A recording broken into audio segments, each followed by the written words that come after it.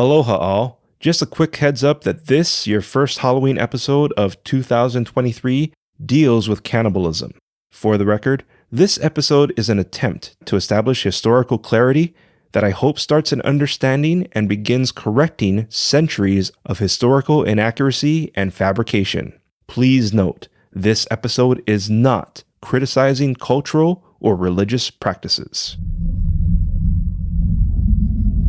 In ancient Hawaii, around the time of Kamehameha the Great's birth, Hawaii consisted of warring tribes. A canoe from the South Pacific arrived on Kauai. The tribe's ali'i was known as Keali'i Ai Kanaka, or Ai Kanaka. A Kauai ali'i welcomed them and was interested in Ai Kanaka's daughter. Ai Kanaka encouraged they marry, and did. However, South Pacific and Hawaiian customs differ, causing the princess to break a kapu and was killed. Ai Kanaka followed his custom of killing and eating someone, then gathered his people and sailed to Oahu. So begins the recorded tale of cannibalism in Hawaii. And this is Legends from the Pacific.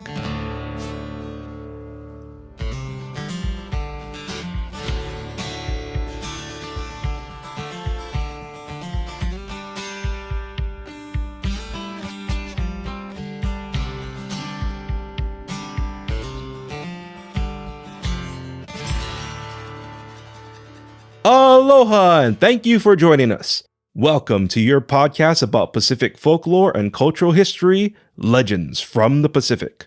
This is episode 150. Episode 150? Yes, we're at episode 150.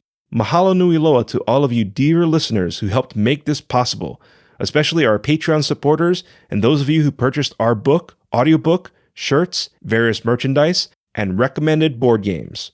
I'm so grateful for all you do to help support our show and our mission of spreading awareness of Asian and Pacific Islander folklore and cultural history. Once again, thank you for all you do for our show. Where was I? All right.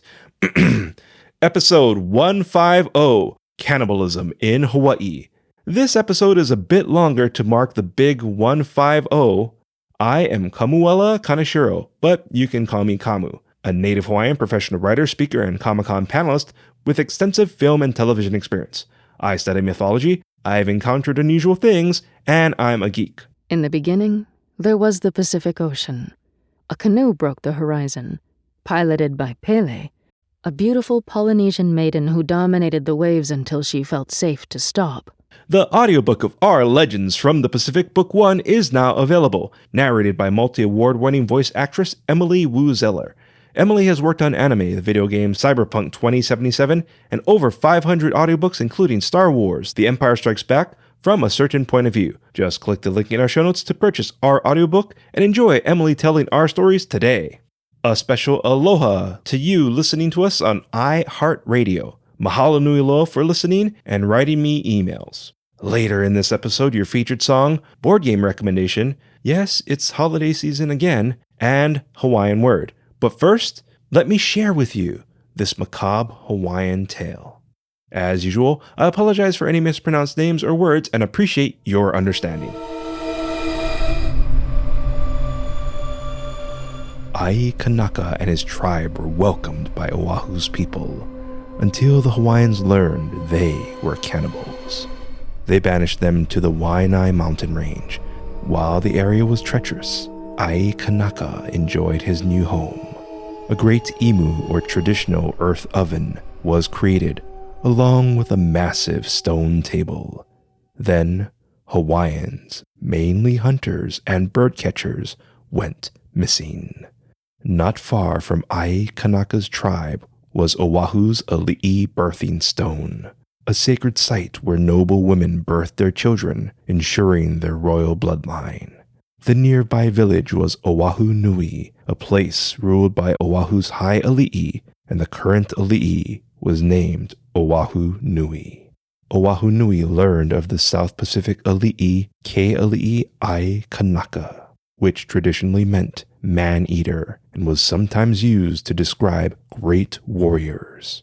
Oahu Nui, anxious to meet such a skilled warrior, invited him and his royal court to a luau. He greeted the ali'i as Lo Ai Kanaka, for Lo were ali'i who lived away from the ruling chiefs. The ali'i enjoyed each other's company. Then Ai Kanaka invited Oahu Nui to a luau. Oahu Nui was taken aback by the tribe's massive imu and stone table with unusual cuts of meat. Ai Kanaka told him it was pork, and they ate. Oahu Nui praised their cook for mastering how to prepare pork. In the following days, nothing satisfied Oahu Nui's craving of the delectable meat. He chastised his cooks and frequented Ai Kanaka's village. The ali'i conversed, played Konane or Hawaiian checkers, and enjoyed the succulent meat. Soon, Oahu Nui's people learned Ai Kanaka's village were cannibals. They were outraged their ali'i was spending so much time with them and considered leaving or seeking another ruler. Oahu Nui did not have children, meaning his sister and her husband's 2 sons and infant would succeed him. Oahu Nui calmed his people, vowed never to visit the cannibals or practice their morbid custom. But passing days grew his craving. He asked his brother-in-law to lead most of the royal court to Wailua and bring back fish. He agreed, said goodbye to his wife and 3 children, and left. The fishing was a success. However, everyone was tired, and the brother-in-law decided they'd return tomorrow.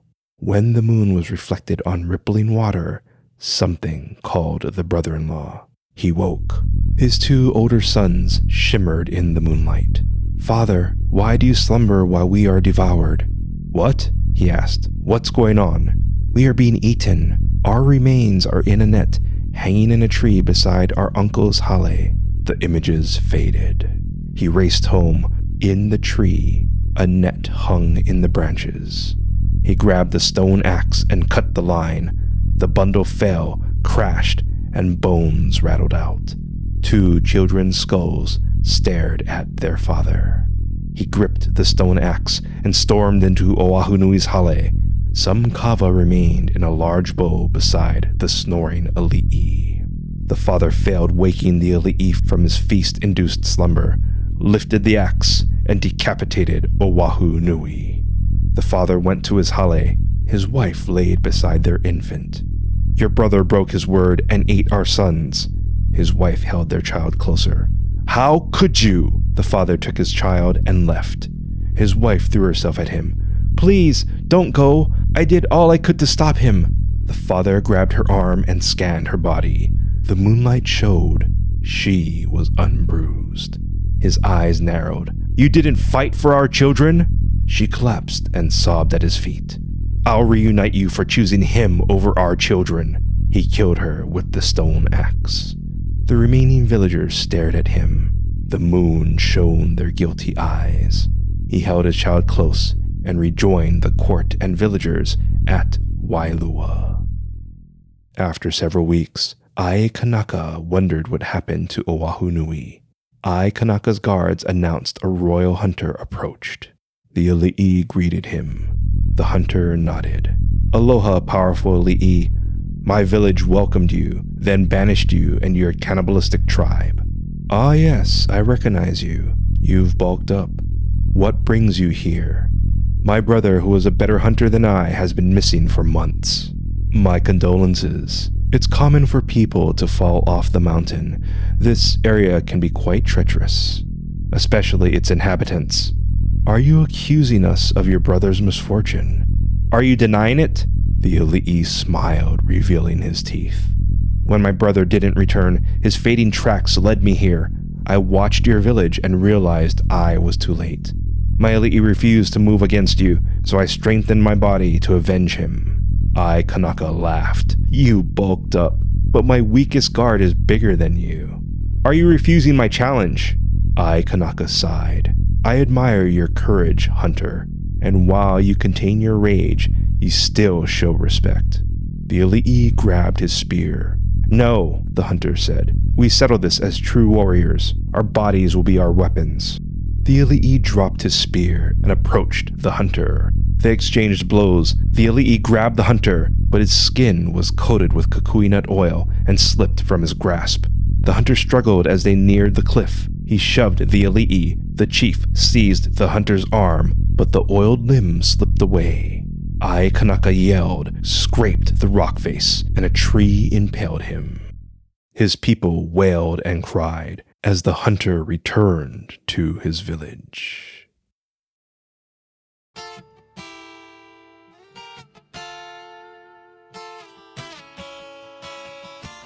Some records speculated Ai Kanaka was an outcast from a Hawaiian royal family, which is how he earned the Lo in his name. However, I feel this doesn't really fit right, since he wouldn't have survived long among the anti-cannibal Hawaiians. There's also some stories that Ai Kanaka didn't die, but sailed to Kahiki with his tribe. You, our astute listeners, may recall T's and K's are interchangeable between Pacific cultures, so Kahiki could mean Tahiti, which means they may have returned home since they were South Pacific Islanders, which is possible, but I don't feel this makes sense for them to have traveled all that way just to go back home. Plus, there had to be Hawaiians they upset. Nonetheless, Ai Kanaka's cannibal tribe was around Hele Mano, which is near Wahiawa. Hele means way or path, and Mano means shark, which could have been interpreted as man-eater. Returning to cannibalism, Hawaiians were so against this practice, they left Oahu Nui and his sister's remains untouched. The remains turned to stone along with the others who partook of the morbid feast. This is said to be the curse of the god Kane.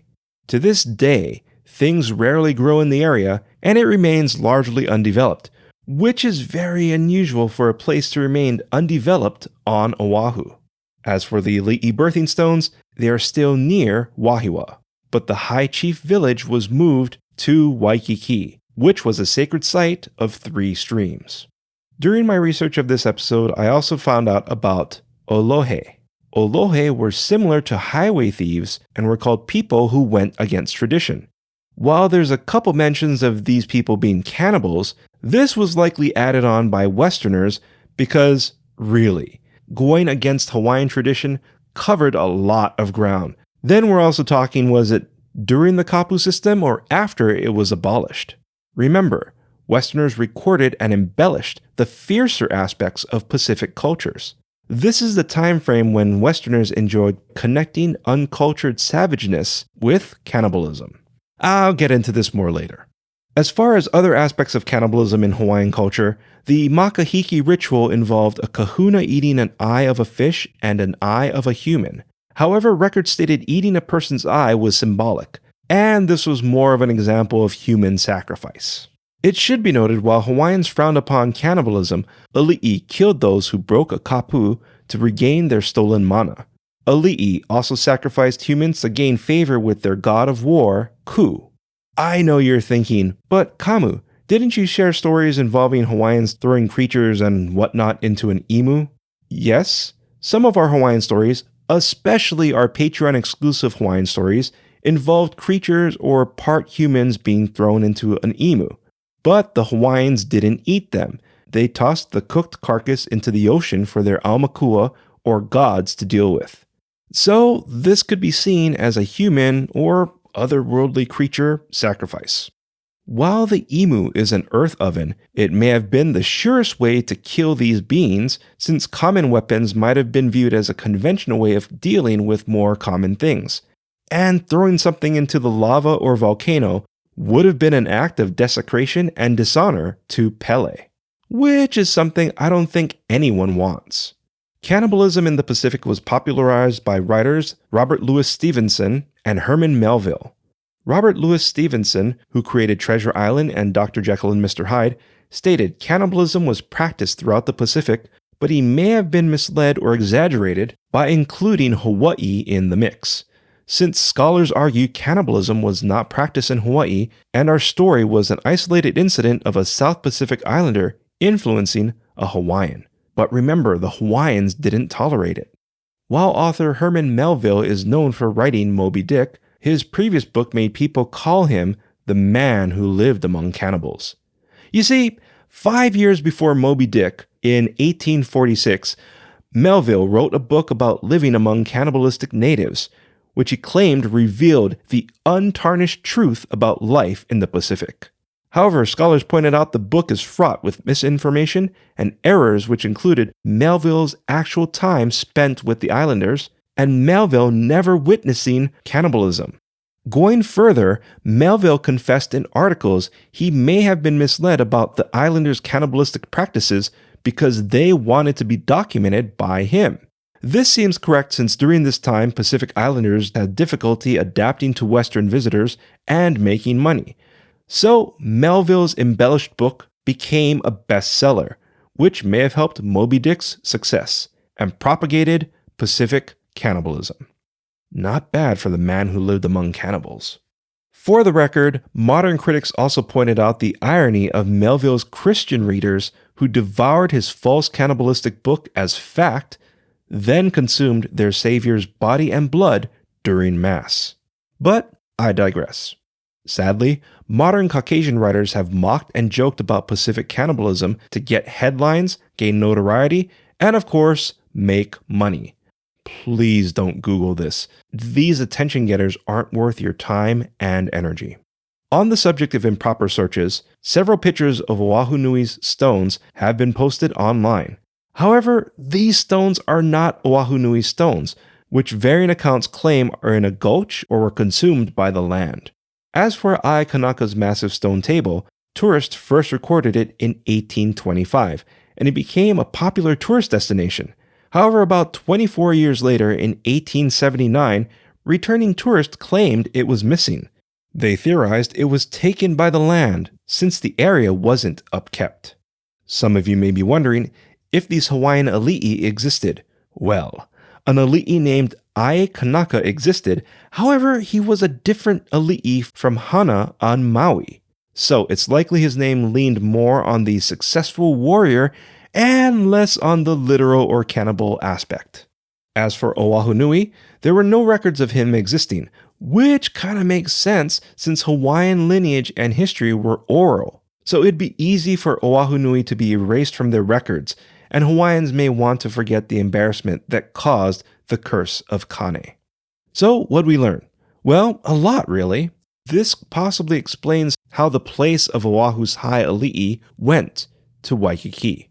But I want to emphasize, while cannibalism was not a Hawaiian custom, it was part of other Pacific cultures' rituals. And these cultures and their people should not be mocked or ridiculed for the sake of money or fame. Because honestly, all of our cultural backgrounds have something we're ashamed of.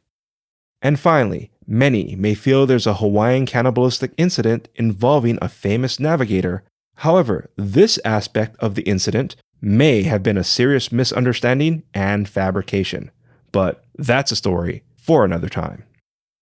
Well, the holidays bring relatives and gifts. So along with recommending that you please consider supporting our show by purchasing our books, shirts, and other merchandise, I also suggest buying games for the holiday season. This episode's game recommendation is the Hawaiian version of checkers mentioned in this episode, Konane.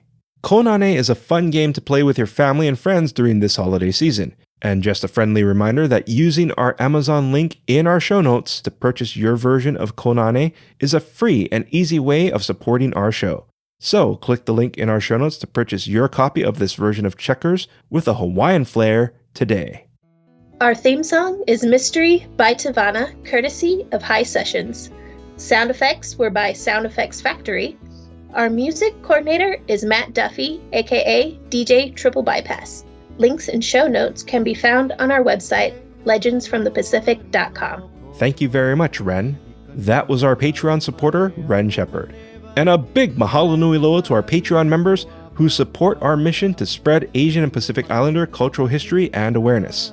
Will and Ollie Geis, Christopher, Meg, Jessica Bullock, Edward Pue'uhenki, Felisa H., the Makuli Guy, and of course, Ren Shepard. Your support keeps our show going. If you'd like to support our show, please click the link in our show notes and become a Legends from the Pacific Patreon member to enjoy an exclusive Hawaiian story, like the rare story of who the Hawaiian volcano god was before Pele, the return of the Hawaiian demigod brothers Kana and Nehue, and other nifty benefits. Your rewards are waiting for you, so sign up and join us as a Legends from the Pacific Patreon member today. Your featured song is Ko Ali by Keali'i Raichel, courtesy of High Sessions. Legends from the Pacific was written, produced, and edited by me, Kamuela Kaneshiro, but you can call me Kamu. I also wrote our original stories. Your featured Hawaiian word is a word used throughout this episode, and that's ai kanaka. Ai kanaka means cannibal. An example of ai kanaka is Dr. Hannibal Lecter is a famous fictitious ai kanaka. Once again, ai kanaka is Hawaiian for cannibal. I'm a pretty big Hannibal fan, so of course I had to mention him in this episode. Thank you once again for listening and supporting our show. Mahalo and a hui ho!